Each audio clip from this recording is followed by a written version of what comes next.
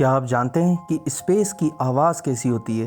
पहले तो स्पेस पूरा शांत है और यहाँ कोई भी हवा नहीं है क्योंकि स्पेस में वैक्यूम है और साउंड वेव्स वैक्यूम में ट्रेवल नहीं कर सकती। लेकिन स्पेस में रेडियो वेव्स होने के कारण इन साउंड वेव्स को सुना जा सकता है और साइंटिस्टों ने इन्हीं रेडियो वेव्स को साउंड वेव्स में कन्वर्ट किया कि हम उसको आसानी से सुन सकते हैं। तो मैं अब आपको सुनाता हूँ कि स्पेस में किस तरह की आवाज़ें आती हैं।